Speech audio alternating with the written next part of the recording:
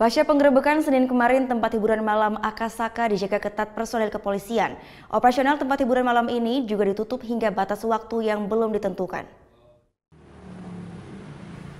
Beginilah suasana di tempat hiburan malam Akasaka pasca penggerebekan dan penangkapan 4 tersangka narkoba oleh tim Mabes Polri dan Polda Bali pada Senin kemarin. Garis polisi masih tetap terpasang di depan pintu masuk Akasaka. Sejumlah aparat kepolisian dari Polda Bali juga melakukan penjagaan di seputaran areal tempat hiburan malam.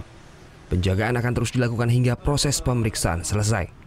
Sementara di sini untuk operasional Akasaka untuk sementara ditutup dengan di Polres lain, kemudian dijaga oleh personil dari Polda Bali sampai menunggu perintah pembukaan dari Bareskrim, mungkin setelah selesai dilakukan olah TKP.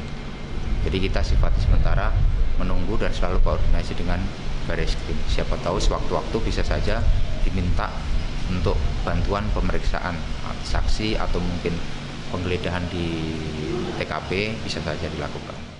Sebelumnya pada Senin sore, tim dari Mabes Polri dan Polda Bali menggerebek tempat hiburan malam Akasaka.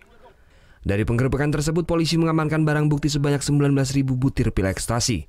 Petugas juga mengamankan 4 tersangka, salah satunya adalah pengelola tempat hiburan malam yang ditangkap saat melakukan transaksi narkoba di ruang kerjanya. Kini keempat tersangka sudah dibawa ke Bareskrim Jakarta guna pemeriksaan lebih lanjut.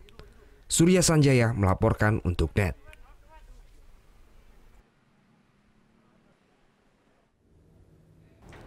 Thank you.